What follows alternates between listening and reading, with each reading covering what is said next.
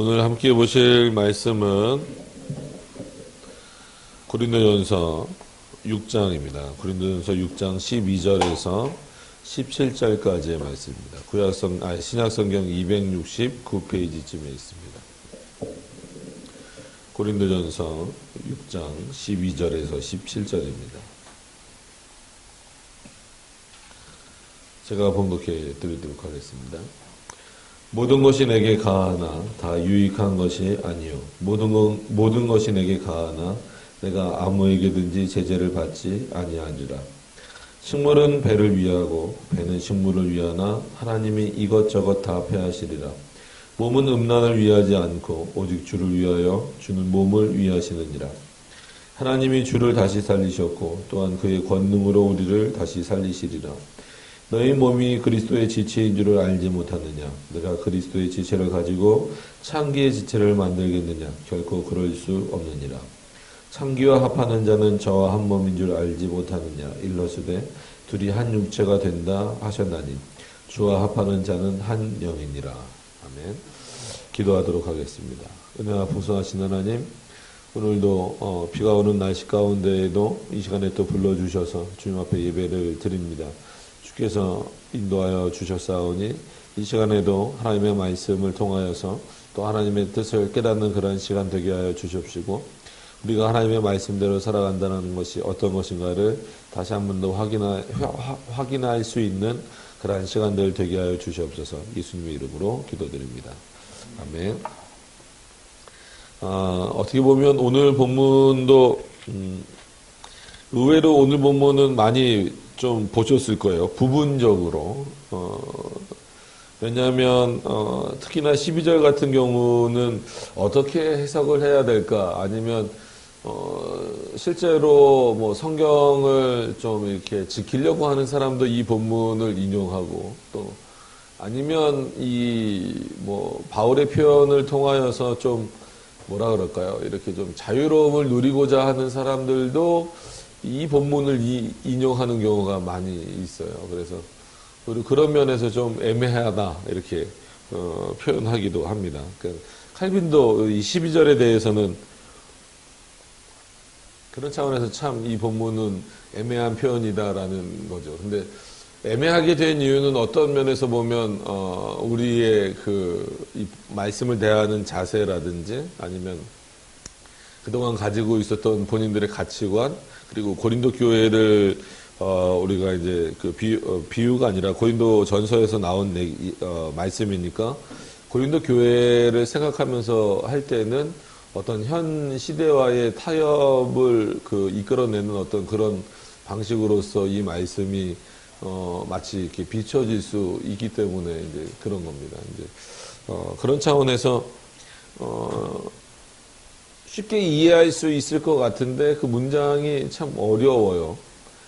왜냐하면 보시면 알겠지만 모든 것이 내게 가하나, 이게 바울이 무슨 의도를 가지고 이렇게 썼을까라는 거니까 모든 것이 내게 가하나. 근데 이제 배경을 보면 아시지만 지금 5장부터 6장까지 이어 나오는 내용이 물론 고린도 교회의 여러 가지 그 부족한 점들을 지적하고 있었지만 이건 부족한 것이 아니라 그 음행이라고 하는 큰 문제를 지적하는, 아주 그리고 그것이 고린도 교회에서 마치 자연스럽게 여겨지는 것에 대해서 굉장히 바울이 비판을 하는 차원에서 지금 이 본문이 있단 말이에요.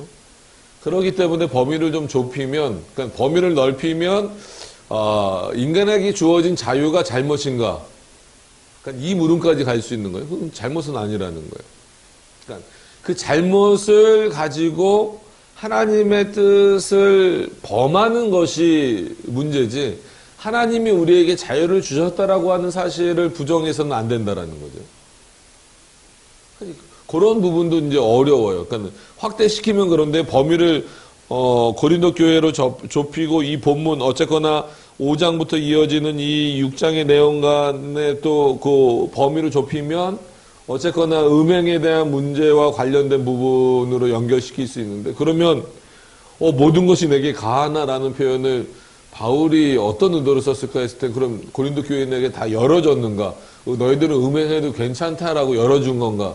분명히 앞에 그 글들을 보면 그렇지 않은데,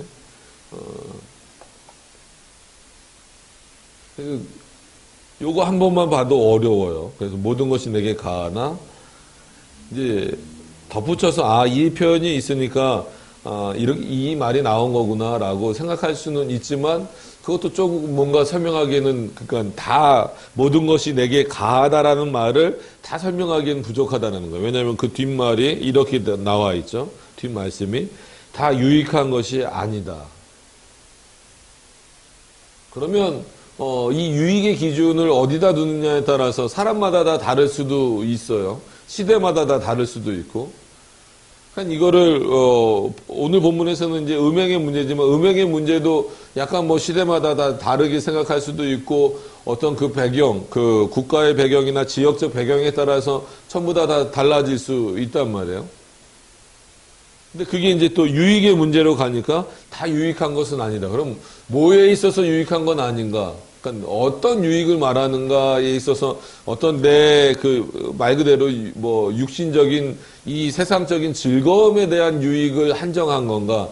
아니면 신앙과 관련된, 즉 하나님과 관련된 부분에 있어서의 유익을 말하는 건가? 그러니까 이거를 규정하고 어떻게 규정하면서 이 말씀을 읽어가는가가 상당히 중요합니다. 그런 차원에서 이 12절이 그렇게 쉽지 않은 본문이에요. 그러니까 모든 것이 내게 가하나 또 나왔어요. 모든 것이 그러면서 한번 마치 또 반복하듯이 모든 것이 내게 가하나 내가 아무에게든지 제재를 받지 아니하리라.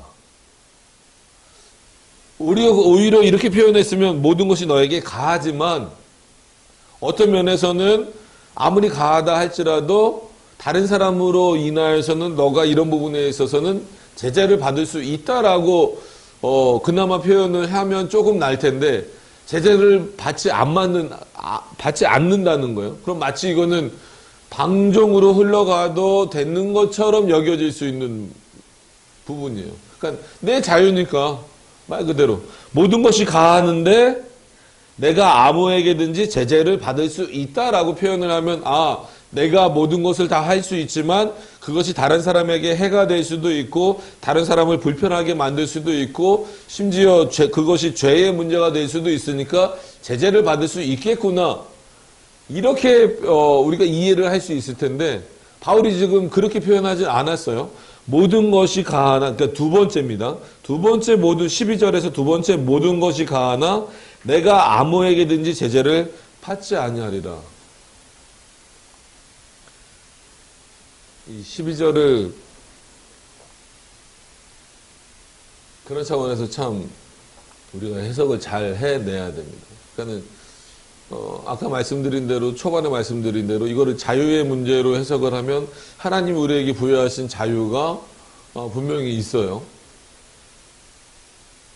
그럼에도 불구하고 그 자유가 어떤 것으로부터 이렇게 절제되고 그러니까 스스로라든지 아니면 외부로라든지 절제되고 통제되지 않았을 때 그 자유는 심각한 죄를 일으킬 수도 있고 심각한 방종으로 내버려 두면 방종으로 가버릴 수도 있는 문제이기 때문에 그렇다라는 거예요. 근데 바울이 고린도 교회가 지금 여러 가지 많은 문제점들을 안고 있음에도 불구하고 특히나 지난 시간에는 송사의 문제를 다뤘지만 결국은 이 송사의 문제 안에도 음행의 문제가 들어있단 말이에요.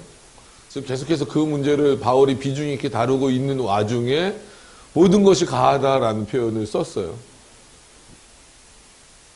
단순히 하나 방어장치처럼 보이는 것은 다 유익한 것은 아니다. 그럼 그 다음 문장에 보통 바울의 표현이라면 그래서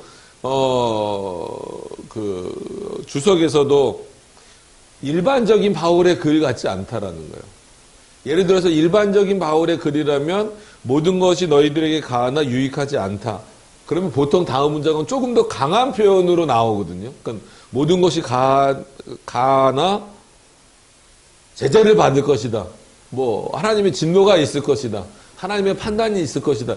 이런 식으로 좀 강해져야 일반적인 바울의 표현인데 오늘은 분명히 바울의 표현임에도 불구하고 그렇지 않은 거예요. 마치 그냥 확 열어놔 버린 것처럼 느껴진다라는 거죠. 그래서 일단 12절은 좀 나중에 설명을 드리고요. 13절부터 쭉 보시면서 어느 정도 12절의 답을 좀 한번 스스로 들으시면서 일단 좀 찾아보시기를 바랍니다. 13절로 넘어가서 보면 식물은 배를 위하고 배는 식물을 위하나. 참 어떤 면에서는 굉장히 노골적이고 직설적인 표현이에요. 그죠? 우리의 몸이 어떠냐라고 했을 때 결국은 식물이 있어야 우리의 육신이 살 수 있잖아요. 그런 차원에서는 이 정말 풍요로운 이 식물은 뭘 위하는 거냐라고 했을 때 인간을 위한 거다. 이게 어떻게 보면 하나님 창조 질서란 말이에요. 그리고 하나님 창조 때 말씀하신 내용이고, 근데 그거를 확 어떻게 보면 좀 수준을 낮춘다고 할까요? 아주 그냥 통속적인 표현을 써버렸어요. 너희가 먹는 것은 너희 배를 위하는 거 아니냐 이게. 그래서 마치 반대구처럼 또 뭐라고 써 있어요? 배는 식물을 위하나. 배는 식물을 위한다라는 건 뭐예요? 더 좋은 것을 먹기 위해서 사람들이 노력한다든지 개발한다든지 그런 거예요. 지금도 그러잖아요. 많은 음식들이 개발되고 대체 음식들이 개발되고 그 다음에 예를 들어서 조미료를 먹네 안 먹네 하는 거는 결국 뭐예요? 몸에 좋은 음식들 찾는 거잖아요. 그러니까는 나중에는 구별이 안 되는 거예요. 원래 하나님이 육신을 우리의 몸을 위해서 뭘 먹게 하신 거예요? 식물을 먹게 하신 거예요. 그게 하나님의 축복인데 사람들은 나중에는 그 축복을 주신 하나님은 잊어버리고 뭐만 위하는 거예요? 자기 배만 위한다라는 건 자기 몸만 위한다라는 거예요. 그래서 자기 몸을 그렇게 위하기 위해서 이거는 몸에 좋은 음식, 이거는 몸에 나쁜 음식, 이거는 뭐 때문에 좋고, 이거는 뭐 때문에 안 좋고, 그래서 요즘에 트랜스 지방이 좋다, 안 좋다, 탄 고기는 먹지 말아라, 뭐 해라, 야채 위주로 먹어라, 뭐 해라. 물론 중요하지만 우리의 생명의 연수는 어떤 면에서는 또 하나님이 정하신 거예요. 그러니까 이런 표현을 쓸 때 조심해야 돼요. 그렇다고 방종으로 막 흘러가라는 얘기가 아니라 몸 관리 당연히 하셔야죠. 건강 관리 하셔야 됩니다. 그럼에도 불구하고 관심 있는 게 그렇게 흘러가지 않느냐 이거죠. 원래 목적이 거기가 되면 안 되는데 그렇게 가지 않느냐는 거예요. 식물은 배를 위하고 배는 식물을 위하나. 그 다음에 보세요. 바울의 이 표현을 보세요. 하나님이 이것저것 다 패하시리라. 이거는 이런 게 바울의 아주 독특한 표현이면서 어려운 표현이죠. 식물도 패하고 우리의 몸도 패하시는 분이 결국 하나님이시라는 거예요. 그러니까 우리의 몸이 영원히 없어지는 존재는 아니란 말이에요. 물론 일시적으로 이 땅에서 죽음을 맞이했을 때에는 없어지는 것과 마찬가지 상태가 되는 거죠. 그래서 우리가 개인적으로 중간기 상태다라고 표현을 하는 거지만 나중에 우리는 뭘 믿습니까? 영의 부활만 믿는 게 아니라 육신의 부활도 믿는 거예요. 그런 차원에서 어쨌거나 이 땅에서는 다 없어질 거잖아요. 식물도 없어질 것이고. 어떻게 보면 그거보다 앞서서 우리의 육신은 어쨌거나 이 땅에서는 영원할 거예요? 없어질 거예요? 이 땅에서는. 우리의 영혼은 영원하지만 육신은 이 땅에서 영원할 거예요? 없어질 거예요? 없어질 거예요. 그럼 육신이 없어진다면 식물도 있을 필요가 있다는 거예요? 없다는 거예요? 없다라는 거예요. 그런 차원에서 너희가 아무리 식물을 위한다 할지라도, 즉 식물을 위하는 게 너희 배를 위하고 너희 육신을 위한다 할지라도 하나님은 이것저것 다 패하실 분이다라는 거예요. 그럼 식물의 예를 갑자기 바울이 왜 들었을까? 12절에 이어서 아까 말씀드린 대로 그만큼 사람들이 이 당시부터 식물을 어떻게 먹어야 되는 것, 어떻게 먹어야 사람 몸에 좋다라고 하는 것을 안단 말이에요. 그것에 대해서는 엄청나게 신경 쓰고 있는데 정말 진정한 양식을 주신 하나님의 말씀에 대해서는 관심이 없는 거예요. 어떤 양식을 먹어야, 즉 어떤 하나님의 말씀을 먹고 그리스도와 어떻게 연합되어야만 우리가 온전한 어떤 그리고 건강한 그리스도인의 모습으로서 살아갈 수 있는지에 대해서는 관심이 없는 거예요. 왜 없어질 것에, 하나님이 다 없애버리실 것에, 식물도 육신도 다 없애버리실 건데, 왜 너희들은 거기에만 관심이 있고, 그것을 가지고 모든 것이 가하다, 틀리다 말하냐라고 말하고 있는 겁니다. 일단 음식의 문제를 12절에 대입해 보세요. 여러분, 못 먹을 음식이 있습니까? 여러분들이 안 좋아하는 음식은 있어도 못 먹을 음식은 없어요. 우리나라 일부 교파라 그래야 되나, 교단이라 그래야 되나, 거기서는 또, 안식일교처럼 뭐 안 먹어요. 돼지고기는 먹는데 선지를 안 먹어요, 선지. 그래서 순대를 안 먹죠. 그래서 제가 거기에 있는 친구 목사한테 그랬어요.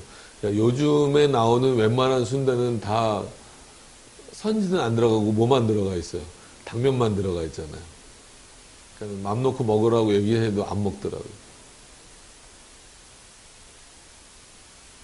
다른 성경에도 음식에 대해서 다 자유를 주셨음에도 불구하고 그 본문에서도 말하는 거는 뭐예요? 다른 사람이 만약에 그것을 먹는 것을 보고 시험에 든다면 너희가 그 먹는 것을 좀 자제해라. 이 정도의 표현이란 말이에요. 음식 자체를 부정하거나 뭐 이런 차원은 아니라는 거죠.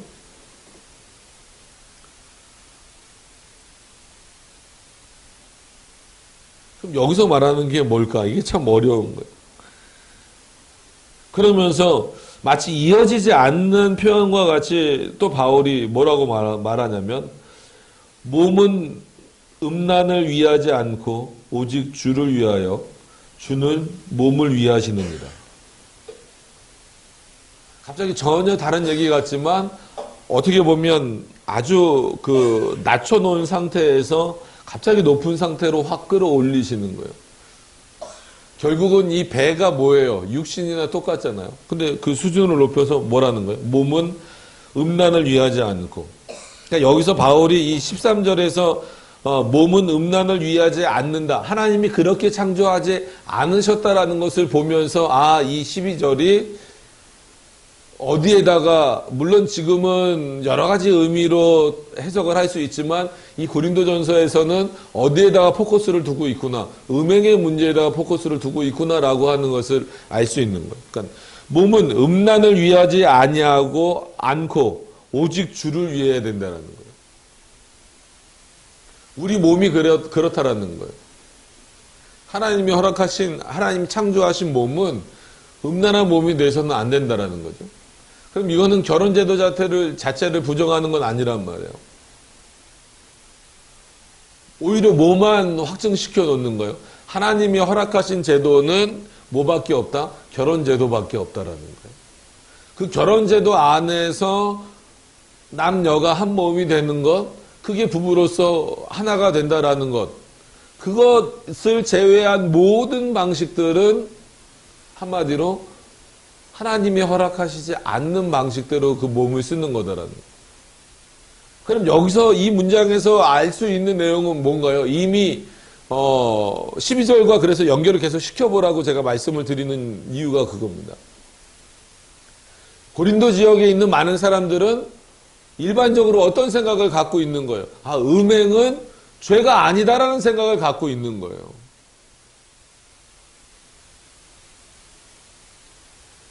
그래서 이 12절의 내용으로 다시 돌아가서 보시면 모든 것이 가하나라는 표현은 바울의 표현이라기보다도 바울이 썼지만, 물론 바울의 표현이지만 고린도 교인들, 즉 고린도 지역의 사람들이 그렇게 생각하고 있다라는 거예요.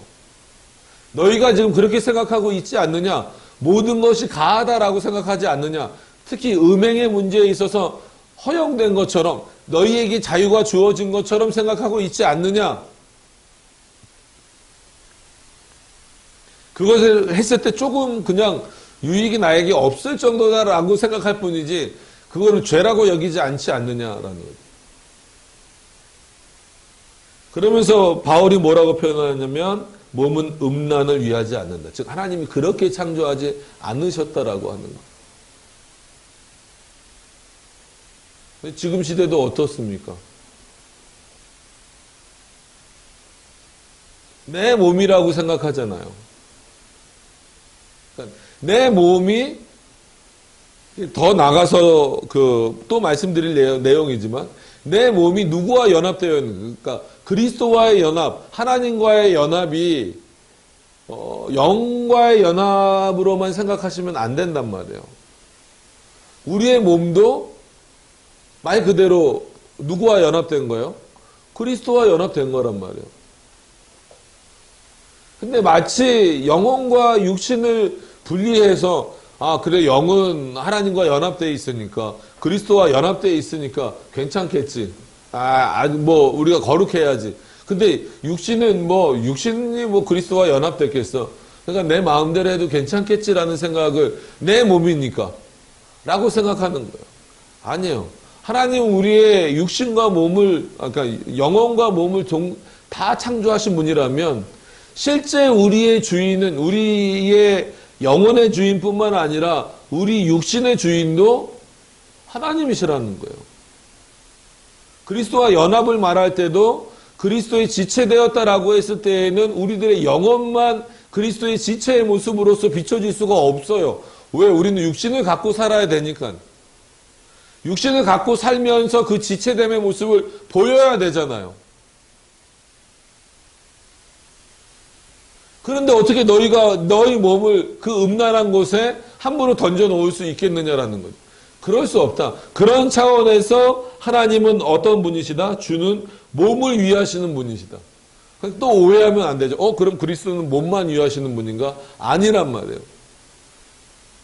이 당시 사람들이 어떻게 생각한 거예요? 그래, 영은 거룩한 거지.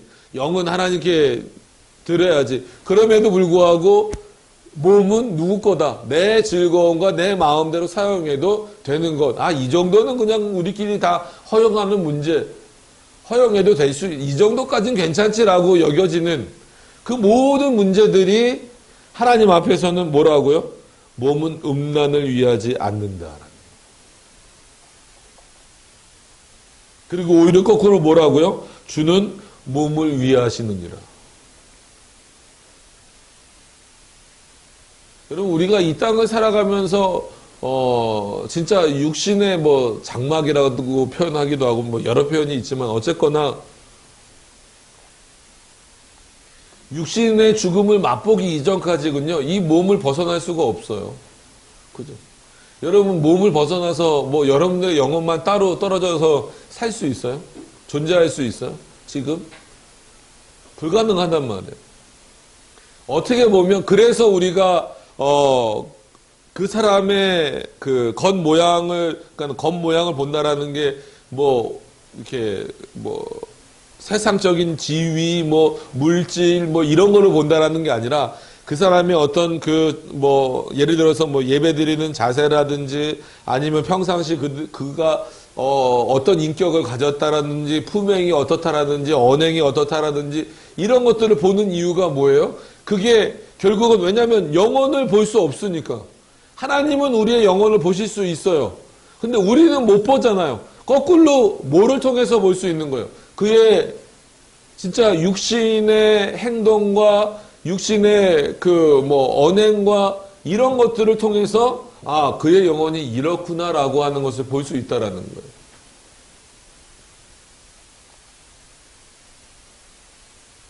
그만큼 어떻게 보면 상당히 중요한 그 판단의 기준이 되잖아요. 우리가 이제 10월 달부터 성찬식 한다라고 했을 때에도 물론 성찬식의 조건이 세례받은 자만 있는 게 아니에요. 거기서 무흡한 자, 그냥 뭐예요? 흠이 없는 자. 그런 면에서 따지면 우리는 아무도 성찬 받을 수 없어요. 흠이 없는 사람이 어디 있습니까? 그럼에도 불구하고 흠이 없는 사람, 그 마음의 양심의 가책이 있는 사람은 그날 그 성찬에 참여하지 마십시오라고 목사님들이 말하는 이유가 뭐겠어요?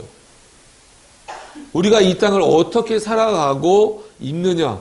정말 그 주의를 위해서 성찬을 맞이하는 그 차원에서 어떻게 우리가 한마디로 그 주간을 보내고 있느냐. 평상시에 하나님의 말씀대로 살아가고 있느냐. 그건 몸을 통해서 나타날 수밖에 없는 거예요. 우리의 육체를 통해서, 육신을 통해서 나타날 수밖에 없는 거예요. 그렇기 때문에 우리가 하나님의 말씀을 지키는 문제에 있어서도 이 육신의 문제가 중요한 문제고, 하나님도 우리의 몸을 위하실 수밖에 없는 거예요. 그거는 영혼을 위하시는 것만큼 우리의 몸도 위하신다라는 거죠. 육신도 위하신다라는 거죠. 근데 이 당시 고린도 교회 사람들뿐만 아니라 지금 우리들도 마찬가지예요. 하나님 앞에서 거룩하려고 하고 뭐 하려고 하면서도 육신은 마치 내 거인 것처럼 여기는 거예요. 그래서 건강에 좋다는 것은 그렇게 신경 쓰면서 정말 하나님의 말씀은 분별력을 갖고 들으려고 하질 않는다라는 거예요. 뭐가 정말 옳은 말씀인지. 그렇잖아요. 또 한 번 말씀드리지만 음식은 막 가려 먹잖아요. 그러니까는 편식이 아니라 이건 몸에 좋대. 이거 많이 먹으래. 이런 거 몸에 안 좋대. 먹지 말래. 왜 그래요?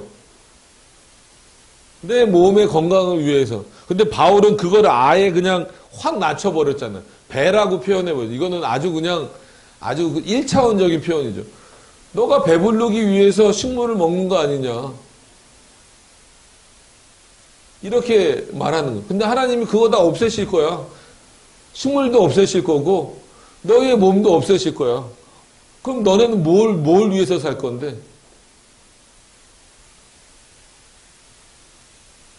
그럼 여기서 진짜 바울이 말하고자 하는 이유는 뭐겠어요? 분명히 주는 몸을 위하시는다라고 표현하고 있는데, 그럼 우리도 그리스도인이라고 한다면 정말 몸을 위하는 것은 건강에 좋은 음식을 먹고 그 체력을 유지하기 위해서 운동하는 그 정도 수준이 아니라 하나님이 그토록 죄라고 말씀하고 계시는 음행의 문제, 음란의 문제에서 벗어나라는 거예요. 몸은 음란을 위하지 않고, 하나님이 결혼제도라고 하는 그 제도 이외의 것에서 일어나는 모든 불결한 일들, 행위들, 생각들, 이것이 너희의 몸을 망치는 거고 결국 영혼을 망치잖아요. 왜 이것을 마치 너희들은 이 정도 다 할 수 있지 않습니까? 이 정도는 내 자유 아닙니까? 나에게 주어진 자유 아닙니까? 라고 말하냐 이겁니다. 여러분, 그래서 12절 자체로도 물론 해석을 할 수 있어요. 그러나 다른 구절을 뒷받침해서 볼 때 12절은 더 분명히 해석할 수가 있다는 거예요. 그러면서 왜 몸이 중요한가를 14절에서 말씀하고 계시는데, 여러분 이 부분을 보면 정말 특히 그리스도인으로서 몸을 함부로 이런 표현을 써서 죄송하지만 놀리는 것에 대해서는 굉장히 이거는 어떻게 보면 그리스도인으로서는 해서는 안 될 문제입니다. 왜냐하면 일단 14절을 읽고 말씀을 드리죠. 하나님이 주를 다시 살리셨고, 여기서 솔직한 얘기로 답은 다 나왔어요. 그래서 그토록 그 종교개혁자들이나 성경에서 십자가에 달려 죽으신 예수 그리스도는 물론 예수 그리스도가 죽으신 것이지만 예수 그리스도에 뭐가 죽으신 거예요? 육신이 죽으신 거예요. 그의 거룩한 육신이 죽으신 거예요. 거룩하다라고 말할 수 있는 것은 죄가 없으시기도 하고 신성이 그의 인성, 그의 몸을 붙잡고 계시기 때문에 그런 거예요. 그리스도는 이 땅에서 몸을 더럽히시지 않았어요. 물론 몸뿐만이 아니라 어떤 죄도 짓지 않으셨지만 많은 사람들이 그래서 상상하잖아요. 자기 멋대로 상상하는 거예요. 자, 내일 쉬는 날이고 밖에 비도 많이 오고 피곤하시죠? 네. 그래도 이 부분은 좀 중요한 부분이니까 조금 집중을 하고 들어주셨으면 좋겠어요.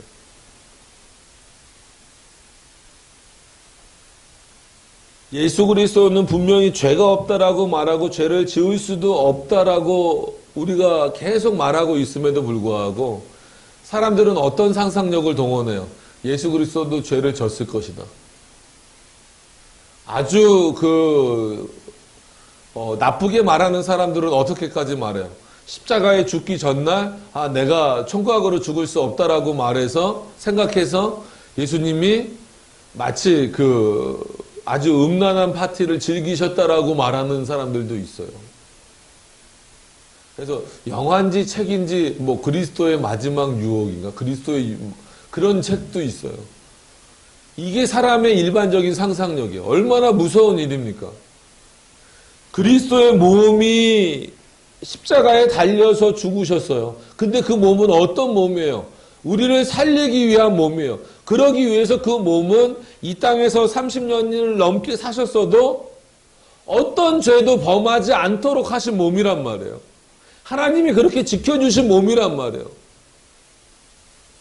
그 몸을 통하여 죽으시고 그 몸이 죽음으로 말미암아 우리의 죄가 대속되고 또 그 몸이 부활하심으로 말미암아 우리가 영원한 생명을 얻었음에도 불구하고 너희는 그리스도의 지체라고 말하면서 그리스도인이라고 말하면서 그리스도를 따라가는 사람이라고 말하면서 너희는 너희 몸을 너희 마음대로 사용하느냐? 너희가 원하는 대로 사용하느냐? 오늘은 음행에 포커스를 맞췄지만 그래서 주초 문제, 술 문제, 담배 문제 전부 다 들어갈 수 있는 거예요.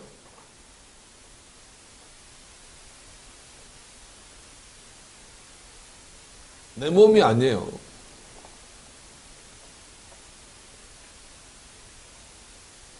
왜 하나님이 몸을 위하신다라고 표현을 했을까요? 어떤 면에서는 우리 몸을 위하시는 방식도 있지만 그리스도의 몸을 이렇게 내가 너희들의 어떤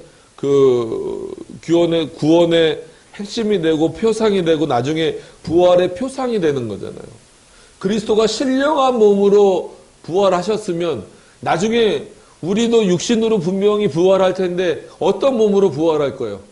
음란한 몸으로 부활합니까? 음행한 몸으로 부활합니까? 아니잖아요. 우리도 신령한 몸으로 부활하잖아요. 그만큼 이 몸의 문제가 중요함에도 불구하고 그래서 내가 주를 살렸다. 즉 하나님께서 뭐라 그래요? 하나님이 주를 다시 살리셨고 했을 때는 그의 영혼을 죽이셨다 살리시는 건 아니잖아요. 그죠? 하나님 예수 그리스도의 영혼이 죽으셨다라고 말하면 큰일 납니다. 그게 뭐가 죽으신 거예요? 몸이 죽으신 거예요. 몸이 죽으셨다가 그 몸을 살렸다. 누구를 위해서? 너희를 위해서 살렸다. 근데 왜 너희는 너희 몸을 가지고 음행의 자유를 허용하느냐라는 거예요. 그럼 자유가 방종이 되면 안 됩니다.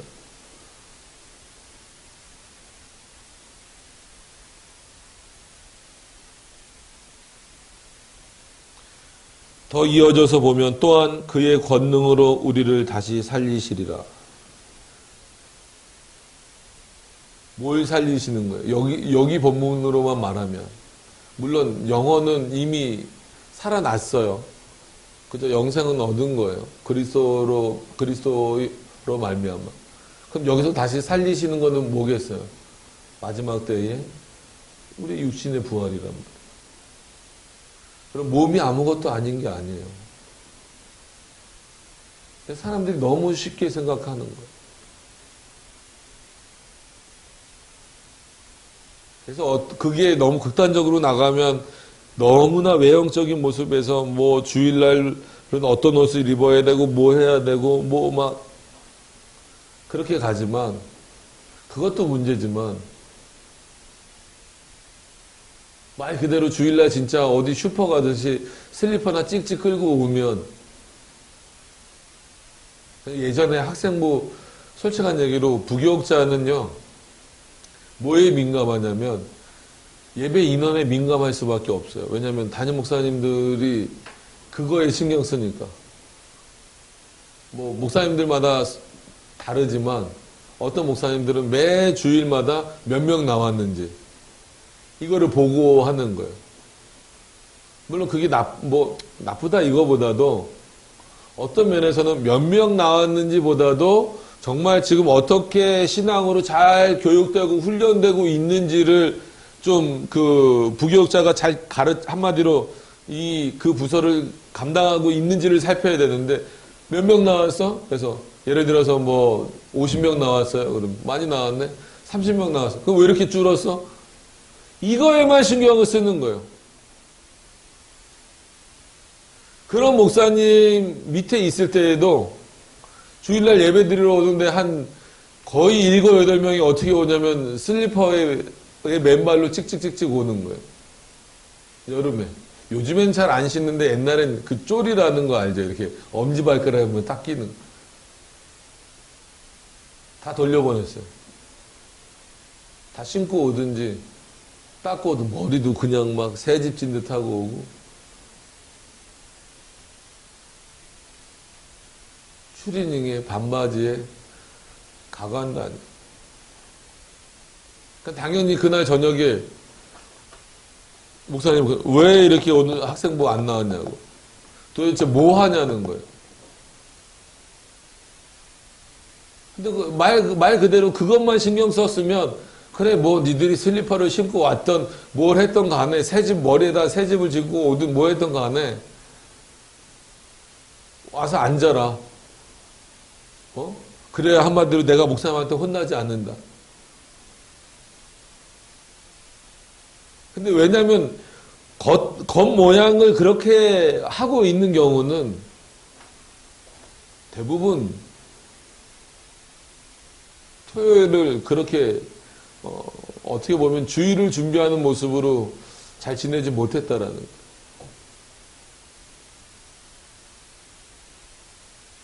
그리고 또 한 예를 뭐 다른 본문도 봐야 되지만 예를 한 번 더 들어드리면 이거는 이게 뭔가 관련된 거니까 주일날 교사들인데 예배 시간에도 자꾸 늦고 또 와서 졸고 막 그래요.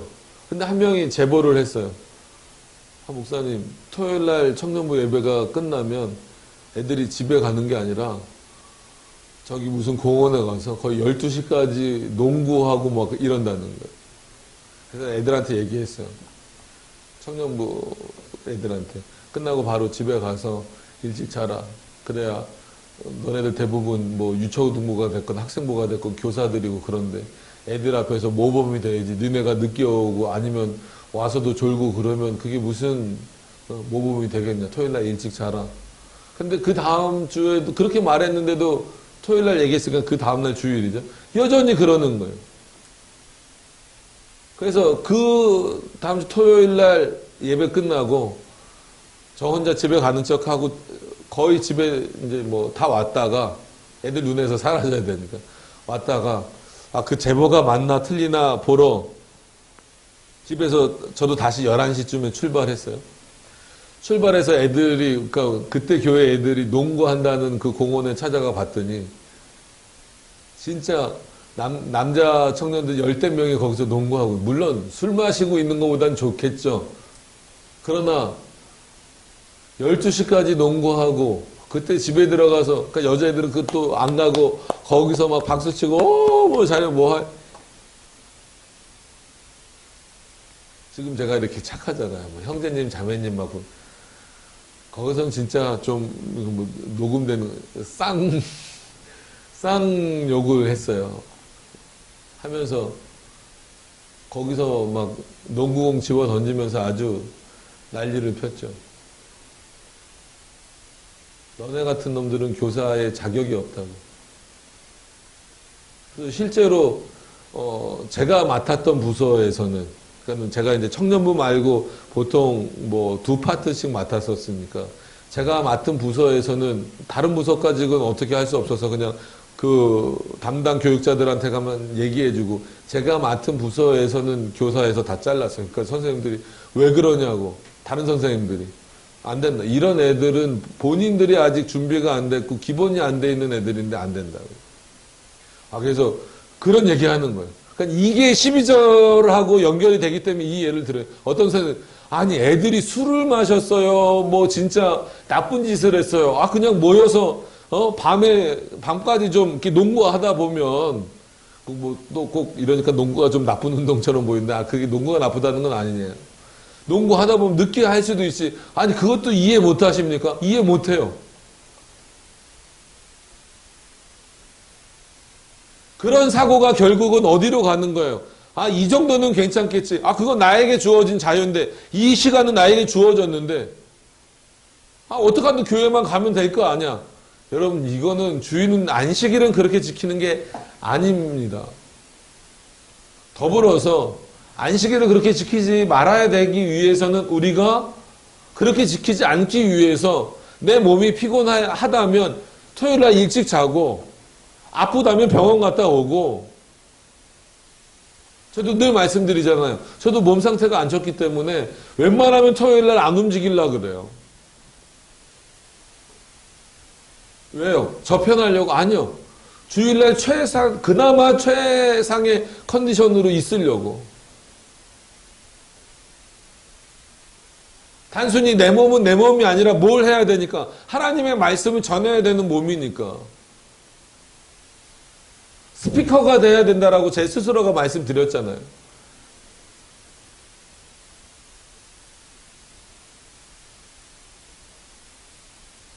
근데 요즘 목사들 중에도 음란한 사람들 얼마나 많습니까? 음행 저지르고 버젓이 그냥 목회하는 사람들 많아요.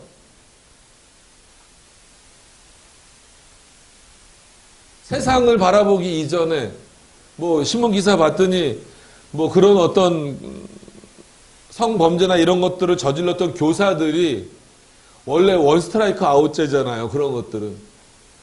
근데 다시 복직하는 사례가 상당히 많대요. 그것도 사회 문제지만 교회 안에서도 이제는 그게 별로 큰 문제가 아닌 거예요. 여러분 그래서 이 12절이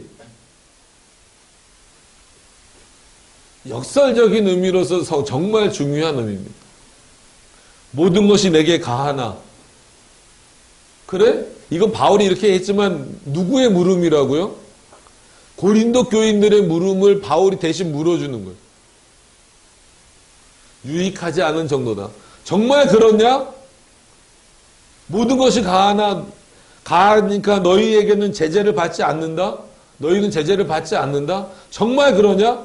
아니다. 하나님은 너희를 위하는 너희의 배를 위하는 식물도 너희 배도 즉 너희 육신도 다 패하실 것이지만 그럼에도 불구하고 하나님은 너희의 몸을 위하신다. 그 증거가 뭔지 아느냐? 내가 예수 그리스도를 죽게 했고 그를 다시 부활시킨 거다. 마찬가지로 우리도 너희도 그렇게 부활할 것이다. 그런데 너희의 육신을 함부로 쓰느냐? 여러분 이 바울의 냉정한 비판을 물론 이 시대 고린도 교회 교인들도 깨달았어야 되지만 지금 특히나 너무나 모든 부분에서 무너져 가고 있는 뭐 결혼 제도도 무너져 가고 있는 상태가 돼요. 우리나라도 지금 은근히 점점 더.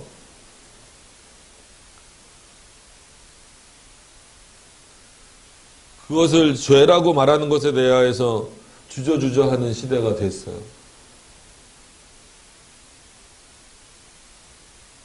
아주 애매하게 표현한, 그러니까 동성애도 반대하고 뭐 성소수자들의 그런 행동도 반대하지만 그럼에도 불구하고 그들의 인권은 하나의 인격체로 존중해야 된다. 애매한 표현이에요. 그것은 뭐를 이미 더럽힌 건데 몸을 더럽힌 거란 말이에요. 하나님이 죄라고 말씀하신 거라고요. 그들이 진정으로 통곡하면서 회개하고 돌아오지 않는 이상은 그거는 하나님 앞에 엄청난 죄를 진 것임에도 불구하고 인권, 그놈의 인권은 아주 진정한 인권은 하나님의 말씀을 섬길 때 나오는 거예요.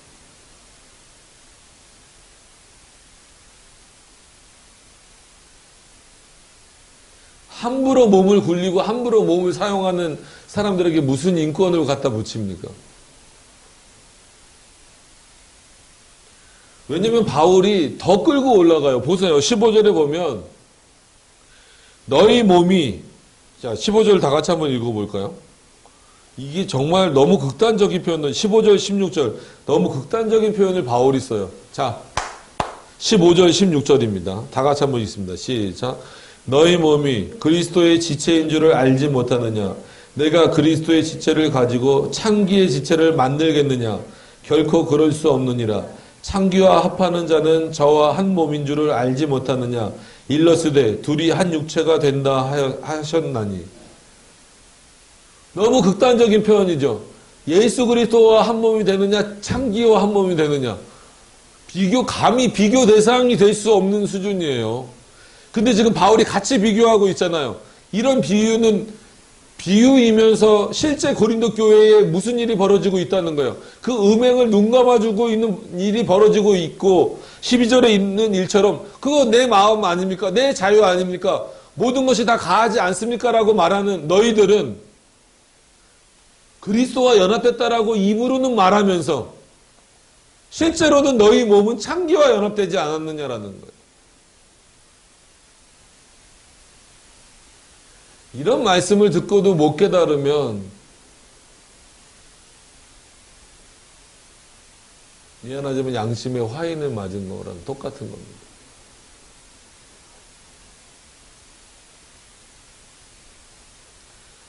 천천히 한번 살펴보면 너희 몸이 영혼이 아니고 물론 여기서 영혼을 배제하면 안 되지만 오늘의 포커스는 몸에 맞춰져 있는 거예요.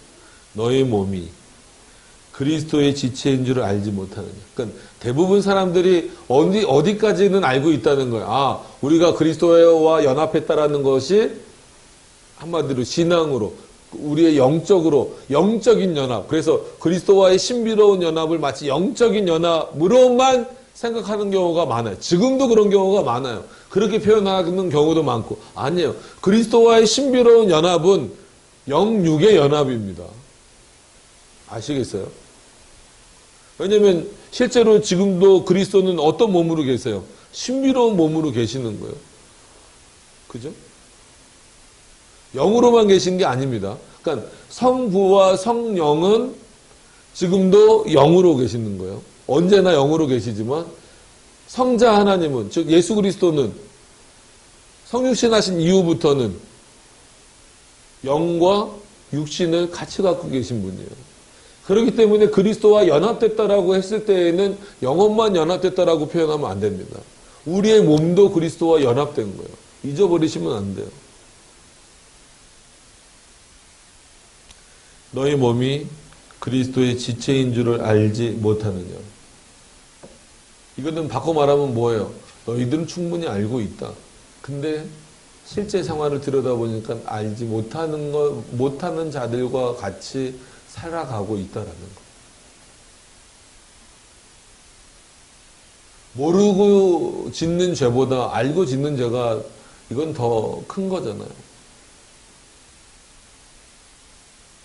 모르고 하면 실수했다라고 말할 수도 있지만 어느 부분에 있어서는 알고 하면 그건 실수가 아닙니다. 일부러 그러는 거죠. 이건 엄청난 차이예요. 저희도 아이들 혼낼 때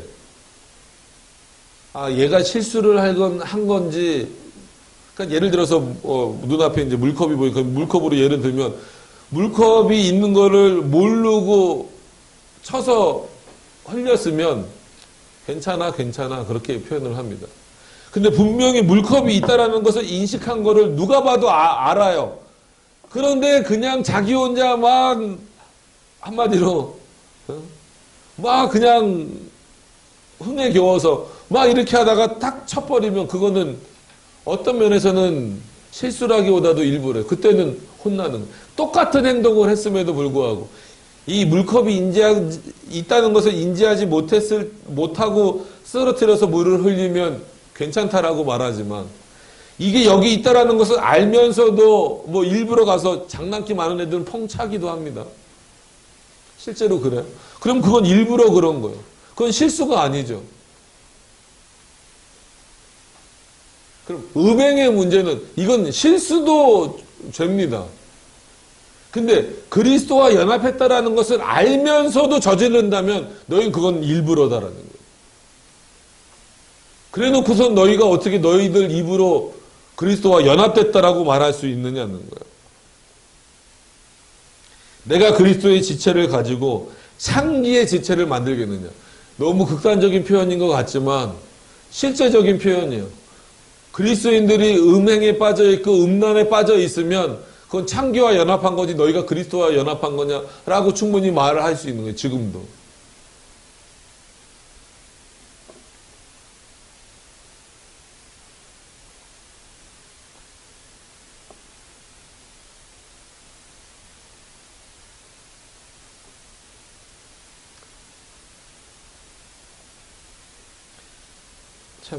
그래서 이런 부분에서 어떤 뭐 성윤리라든지 이런 것들이 교회에서 충분히 교육되어지지 못한 부분에 대해서 좀 안타까운 것 같아요.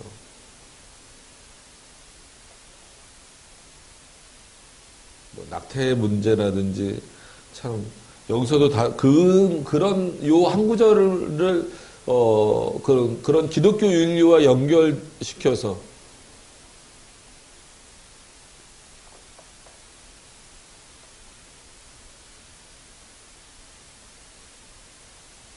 그 기가 막힌 포스터를 하나 봤기 때문에 이건 진짜 기가 막힌 포스터예요. 말씀드리는데 서울에 무슨 학교들한 그건 잘 기억이 안 나요. 뭐 이화여고는 아니고 이화 무슨 뭐 근데 학교라기보다도 그 학교에 있는 동아리나 뭐 이런 것 같은데 무슨 포럼 주제 그러니까 이런 그런 뭐 세미나 이런 거 하는 주제인데 나는 참 설교 시간에 이런 표현하기도 그렇지만 나는 섹스하는 청소년입니다. 이게 주제예요. 요즘 시대가 그래요.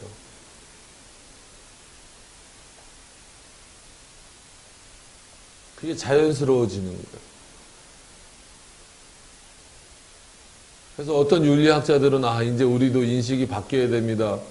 이러면서 미국은 부모들이 이렇게 특히나 딸을 가진 부모들이 그 학교에 이렇게 아이가 갈 때 그 가방 안에다가 그런 어떤 피임 기구들을 넣어줍니다. 우리나라도 이제 인식이 바뀌어야 됩니다. 성경은 어디 가고 없는 거예요. 음행은 죄라고 말하고 있는. 너희가 그리스도와 지체 그 연합된 몸을 창기와 연합된 몸으로 만들겠느냐라고 말한 이 고린도서의 말씀은 사라져버린 시대가 된 거예요.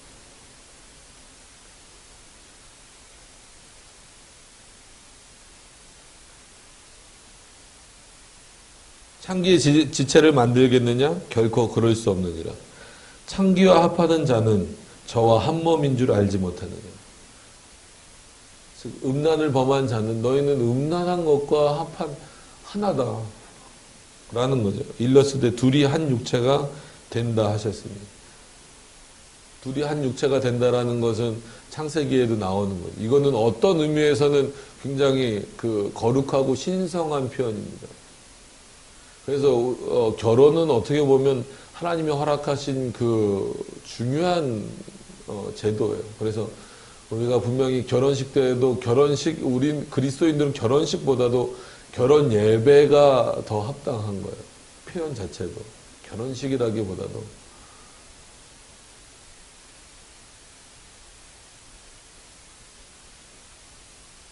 단순히 그 육신적으로 합해서 부부가 되는 것보다 더 가치가 높은 게 뭐예요? 하나님과 하나 되는 거란 말이에요. 그래서 17절의 내용이 이렇게 나오는 겁니다. 주와 합하는 자는 한 영이라. 주와 한 영? 이게 무슨 의미지?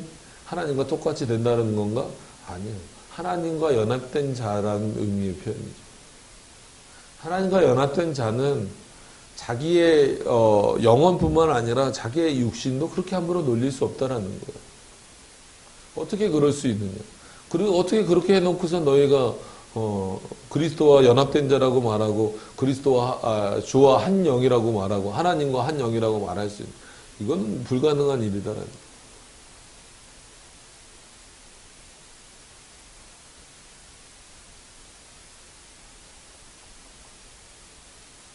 그래서 대부분 20절까지 보지만 한번 나눠서 보는 이유가 여기 있습니다. 뒤의 내용도 12절과 계속 연결해서 우리가 볼 수 있기 때문에 그렇습니다. 그래서 첫 번째로 12절의 내용을 다시 이제 13절부터 저희가 17절까지 봤으니까 보고 난 다음에 어느 정도 나름 답을 좀 얻으셨습니까? 이 12절의 의미가 어떤 의미일까? 모든 것이 내게 가하나 다 유익한 것이 아니요 모든 것이 내게 가하나 내가 아무에게든지 제재를 받지 아니하리라.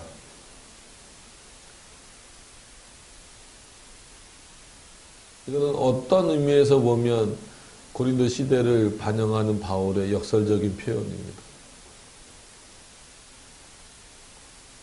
지금도 이런 시대죠. 누가 제재를 가합니까?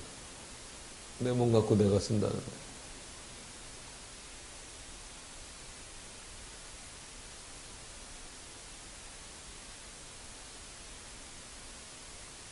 그러나 이 12절의 이 내용을 통하여서 그렇기 때문에 분명한 기준과 분명한 어떤 뭐라 그럴까요?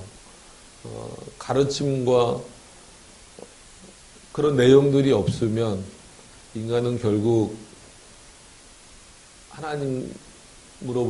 하나님께로부터 주어진 그 자유라고 하는 것을 통하여서 이런 방종에, 이런 엄청난 죄악에 늘 빠질 수밖에 없는, 그리고 거기에 노출되어져 있는 존재구나라고 하는 것.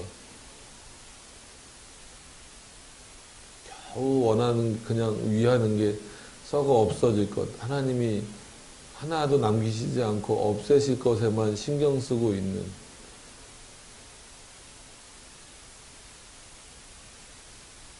정말 하나님이 우리들을 통하여서 그리스도인답게 살라고 하는 것.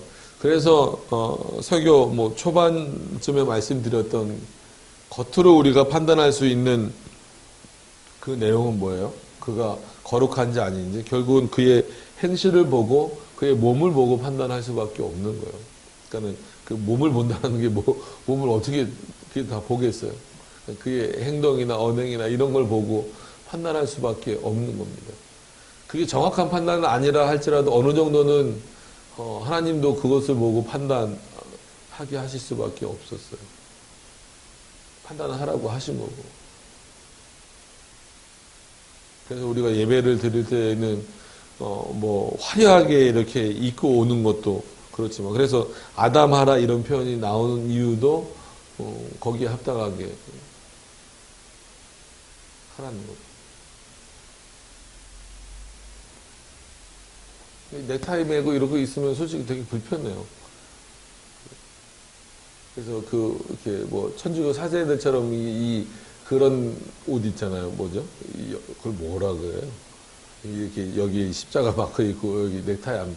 그렇게 하면 목이 훨씬 편해요. 그런 거 입는 목사님들도 많잖아요. 그런 것도 그렇게 잘 따라요.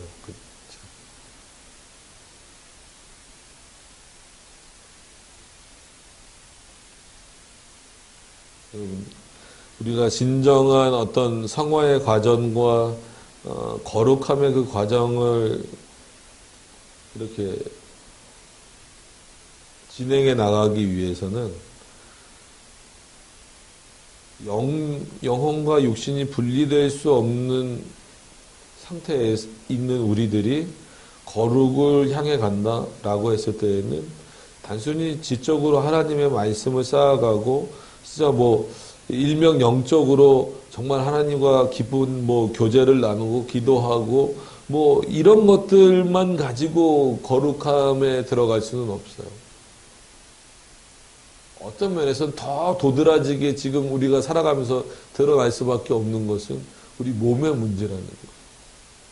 그렇기 때문에 바울이 이 문제를 굉장히 중요하게 다루고 그 예를 드는 예들이 그 간단한 예들이 아닙니다.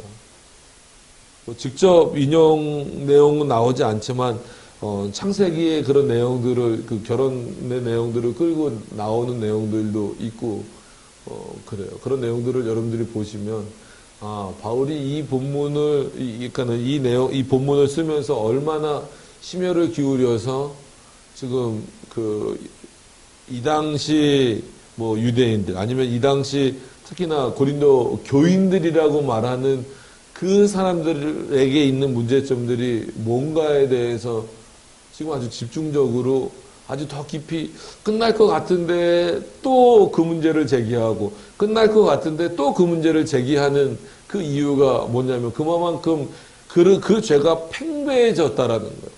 이게 한두 번 들어서는 해결되지 않을 정도 상태가 돼 있었기 때문에 바울이 계속해서 반복해서 이 음행의 문제를 지금 다루고 있어요. 그럼 6장으로 끝나는 게 아니라 7장에 가서 어떤 혼인과 관련된 즉 하나님이 말씀하신 어떤 그런 결혼 제도에 대해서 말하면서 계속해서 음란의 문제들, 음행의 문제들이 반복적으로 표현을 하고 있어요.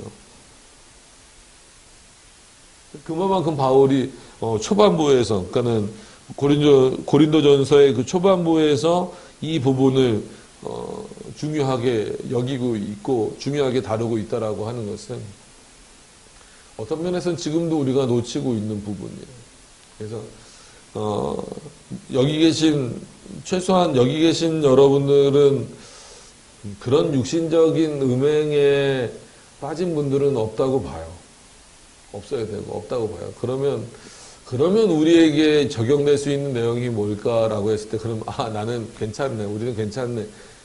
그것이 아니라 정말 아까 말씀드린 대로 주일을 준비하기 위해서 마치 그러니까 한 주를 우리는 보통 이렇게 표현하잖아요. 주일날 들은 말씀을 가지고 한 주를 살아간다. 물론 틀린 얘기는 아니지만 어떤 의미에서 보면 우리들의 모든 삶은 주일날 하나님을 올바로 섬기기 위해서 오히려 더 초점이 맞춰져 있어야 된다는 거예요. 생체 리듬이라고 그러죠. 그런 리듬도 오히려 예배를 잘 드리기 위해서 주일날 맞출 수 있는 마치 운동선수들이 어떤 중요한 게임에 자기 그 컨디션을 끌어올리듯이 그래서 우리는 잘 모르잖아요. 그 몸 상태를 잘 모르니까. 근데 운동선수들 물어보면 지금 그 몸 상태가 어느 정도 됩니까? 그러면 지금 한 정상 컨디션의 한 70%입니다. 80%입니다. 그럼 왜 그러나요? 중요한 게임 당일날 컨디션을 100%로 끌어올리기 위해서 지금은 이렇게 유지하고 있습니다. 우리는 운동선수가 아니까 그렇게 자세하게 할 수는 없어도 운동선수들도 그 중요한 게임을 앞두고 나서는 정말 평상시에 자기가 좋아했던 일, 한마디로 좋아했던 음식들, 이런 것들 다 안 먹잖아요. 그런 거 다 절제하잖아요. 친구도 안 만나고 뭐하고 막 그러잖아요. 그런데 하물며 그리스도인들이라고 하는 우리는 정말 우리들의 진짜 생체 리듬이 어디에 맞춰져 있냐는 거예요. 그냥 내 배만 불리는 식물을 얻는데 아주 노골적인 표현이지만 결국은 이 식물이 뭐겠어요? 재물이고 이 땅의 것들이잖아요. 거기에 내 생체 리듬이 맞춰져 있고 내 몸이 맞춰져 있고 그러다 보니까 인식도 거기에 맞춰져 가고 거기로부터 자유함을 얻으려고 하고 거기로부터 즐거움을 얻으려고 하고 있지는 않는가를 우리가 깊이 한번 생각해 봐야 된다는 거예요. 오히려 정말 진정한 그리스도인이고 그 성화의 과정에 있는 사람들이라고 한다면 그 모든 초점이 오히려 하나님께 예배드리고 하나님께 영광 돌리는 그 부분에 있어서 초점을 좀 더 맞춰가야 되지 않는가.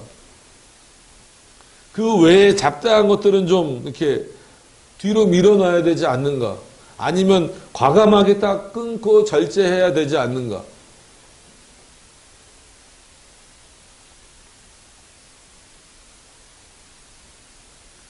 근데 과연 현대를 살고 있는 그리스도인들 중에 그렇게 하는 사람들이 얼마나 있을까?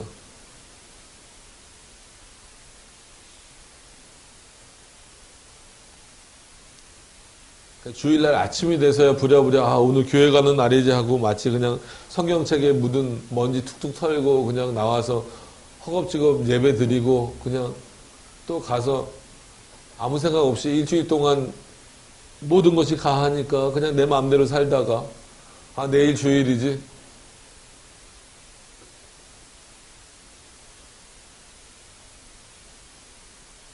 그리고 그냥 그날만.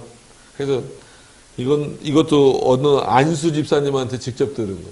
목사님, 제가요, 토요일 날만큼은 절대 술을 안 마십니다. 그거를 자랑스럽게 안수 집사나 돼서, 그러니까 그런 어떤 이 걸러냄도 없이 안수 집사를 막 줘버리는 문제예요. 그래서 속으로는 부글부글 끓고, 아유, 저런 거를 죄송합니다. 저런 사람을 안수 집사를 주는 한국교회 정말 문제다라고 생각을 하면서 물어봐요. 집사님, 그럼 왜 토요일 날은 안 되세요? 주일날 예배는 맨정신에 드려야죠. 그리고 이제 대표 기도나 이런 거 돌아올 때, 기도할 때 혀 꼬이고 그러면 안 되잖아요. 그래서 잘났다. 그러면서 마지막에 충격적인 말, 그래서 예배 끝나고 그 주일날 저녁은 맥주 한 잔씩 하고 자요? 이게 그냥 평신도가 아니라 안수 집사라는 사람이 한 얘기예요. 혹시 그분이 이 영상을 보면 좀 찔리셔야 될 텐데, 이런 영상을 보실 분도 아니지만, 안타까운 거예요, 안타까워. 그럼 그러니까 그분 입장에서는 예를 들면 뭐예요? 별거 아닌 거예요, 그게. 별거 아닌 거. 칼빈 주석에 보면요, 이 12절을 해석하는 데 있어서 많은 사람들이, 그 많은 주석가들이 참 난해 구절 중에 하나로 꼽으면서, 근데 난해할 것이 없다. 왜 난해하냐면 너희들 스스로가 자유롭게 여기니까, 너희 몸을 자유롭게 여기니까 이 본문이 난해해진다라는 거예요. 오히려 이 본문은 단순하게 우리의 몸도 누구를 위하여서 있는 것이다, 하나님을 위해서 있는 것이다라고 말하면 이 본문은 아주 단순하게 해석할 수 있다는 거예요. 어떻게 해요? 모든 것이 가하나 하나님의 법에 따라서 허용된 것 안에서만 우리는 그 자유를 누릴 수 있다라는 거예요. 그것이 우리들에게 진정한 자유일 수 있도록 느껴지는 것, 그렇게 믿어지는 것, 그런 삶을 사는 게 곧 그리스도와 연합된 자의 모습이다라고 하는 거예요. 그런 모습을 가지고 있는 자가 12절을 볼 때는 모든 것이 내게 가하나 그럼에도 불구하고 십계명도 있고 하나님의 말씀도 있는데 내가 아무거나 할 수 없지, 이렇게 나오는 거예요. 근데 그런 사고가 없는 사람들이 이런 본문을 보면 모든 것이 내게 가하나, 바울이 이런 말 했어. 마음대로 해도 된대. 마음대로 하자. 바울도 마음대로 했는데 바울이 언제 자기가 마음대로 했다고 했어요? 아니에요. 또 말씀드리지만 고린도 교회의 사고를 적어 놓은 거예요. 너희가 이런 사고를 갖고 있지. 그 사고를 13절부터 철저하게 깨나가고 있는 거예요.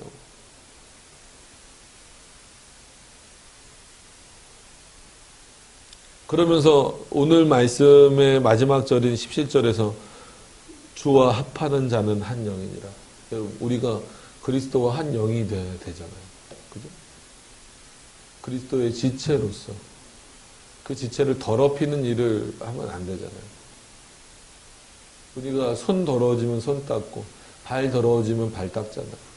머리 엉클어지면 머리 감잖아요. 그거는 단순히 머리만 돋보이기 위한 것입니까? 손만 돋보이기 위한 겁니까? 발만 돋보이기 위한 겁니까? 아니에요. 몸 자체, 즉 지체 자체를 돋보이게 하기 위한. 반대로 손이 더러우면 손만 더러운 겁니까? 아니에요. 그 몸이 더러운 겁니다. 우리 보통 그렇게 표현하잖아요. 샤워를 하고 나오면 깨끗해졌다라고 말하잖아요. 일상적으로도 그렇게 말하는데 어떻게 그리스도와 연합됐다라고 말하면서 실제 상황, 실제 그 삶의 내용을 놓고 보면 그렇지 않을 수 있느냐 이거예요. 여러분, 이런 말씀들을 통하여서 거듭난 우리가 어떻게 하나님의 말씀대로 살아가야 되겠는가를 다시 한 번 더 기억하시길 바랍니다. 왜냐하면 이 시대는 모든 미디어들도 그렇고 심지어는 이제 교회 안에서도 이런 부분들이 점점 열리고 있어요. 실제로 12절을 그냥 문자적으로 받으려고 하는 그런 시대가 점점 되어 가고 있어요. 그렇기 때문에 더 우리가 신경 써야 될 부분들이 많다라고 하는 겁니다. 그런 것들을 기억하시고 다음번에 한 번 더 이 18절부터 20절의 내용을 통하여서 12절과 내용과 연결해서 한 번 더 정리를 하도록 하겠습니다. 기도하도록 하겠습니다.